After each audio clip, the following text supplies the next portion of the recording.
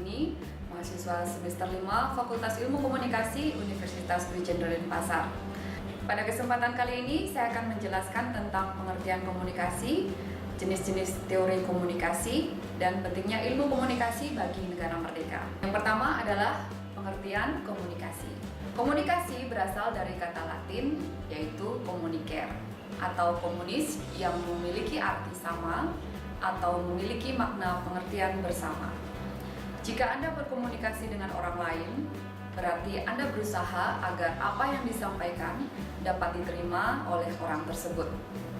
Dalam Kamus Besar Bahasa Indonesia, pengertian komunikasi adalah pengiriman dan penerimaan pesan atau berita dari dua orang atau lebih agar pesan yang dimaksud dapat dipahami.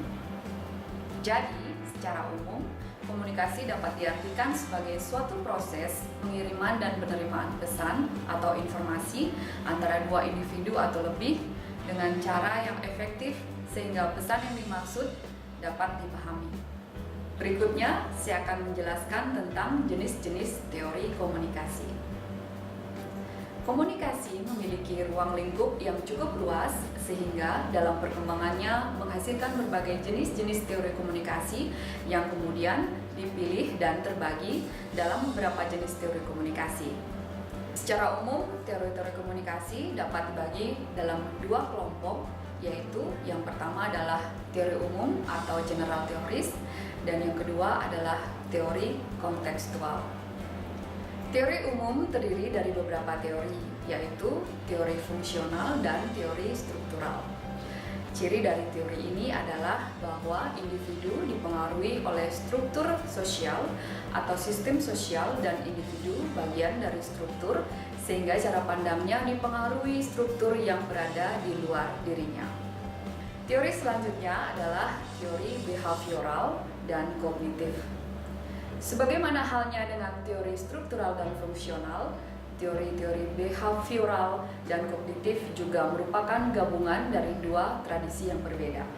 Teori-teori behavioral dan kognitif berkembang dari psikologi dan ilmu-ilmu behavioral lainnya yang cenderung memusatkan pengamatan pada diri manusia secara individual.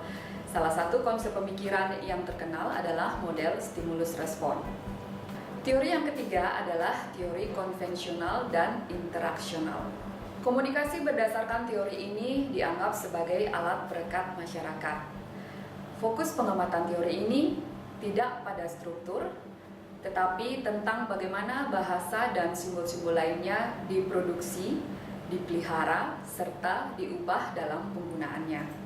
Teori yang keempat adalah teori kritis dan interpretatif. Teori kritis dan interpretatif ini populer di negara Eropa, kemudian melahirkan teori dan pendekatan baru dalam komunikasi seperti sosiologi komunikasi, hukum komunikasi dan hukum media, komunikasi antar budaya, komunikasi politik, komunikasi organisasi, komunikasi publik, semiotika komunikasi, dan sebagainya. Berdasarkan konteks atau tingkatan analisisnya, teori komunikasi secara umum dapat dibagi menjadi 5 konteks atau tingkatan. Yang pertama adalah komunikasi intrapribadi.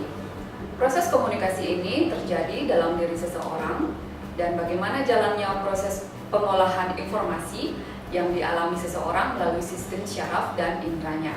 Dan yang kedua adalah komunikasi antarpribadi. Komunikasi ini merupakan komunikasi antar perorangan dan bersifat pribadi, baik secara langsung ataupun tidak langsung, seperti percakapan menggunakan telepon dan surat menyurat. Teori-teori antar pribadi ini fokus pada pengamatan bentuk-bentuk dan sifat hubungan, percakapan, interaksi, dan karakteristik komunikator. Dan yang ketiga adalah komunikasi kelompok. Komunikasi kelompok memfokuskan pada interaksi di antara orang-orang dalam komunikasi kelompok-kelompok kecil. Teori-teori komunikasi kelompok difokuskan tentang dinamika kelompok, efisiensi dan efektivitas penyampaian informasi dalam kelompok, pola dan bentuk informasi, serta pembuatan keputusan. Yang keempat adalah komunikasi organisasi. Merujuk pada pola dan bentuk komunikasi yang terjadi dalam konteks dan jaringan organisasi. Teori ini melibatkan bentuk-bentuk komunikasi formal dan informal. Pembahasannya menyangkut struktur dan fungsi organisasi, hubungan antar manusia, komunikasi dan proses pengorganisasian, serta kebudayaan organisasi. Dan yang kelima adalah komunikasi massa. Para ahli komunikasi berpendapat bahwa yang dimaksud dengan komunikasi massa adalah komunikasi melalui media massa. Komunikasi massa merupakan sejenis kekuatan sosial yang dapat menggerakkan proses sosial ke arah suatu tujuan yang telah ditetapkan terlebih dahulu. Teori komunikasi massa memfokuskan pada struktur hubungan media dengan masyarakat, hubungan media dengan khalayak, serta dampak atau hasil komunikasi massa terhadap individu.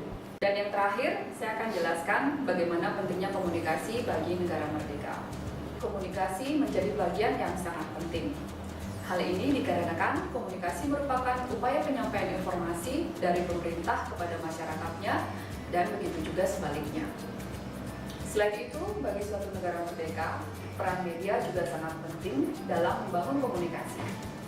Media merupakan perwujudan asas keterbukaan atas berbagai kebijakan yang diambil pemerintah. Dalam kaitannya dengan hubungan antar negara, komunikasi sangat berpengaruh dalam upaya mewujudkan perdamaian dunia. Selain itu, komunikasi memegang peranan penting untuk menciptakan kerjasama internasional yang mampu memberi manfaat bagi masing-masing negara. Baiklah, demikian tadi beberapa penjelasan tentang pengertian, teori, dan pentingnya komunikasi bagi negara merdeka. Semoga bermanfaat bagi Anda semua. Om Santi Santi Santi Om.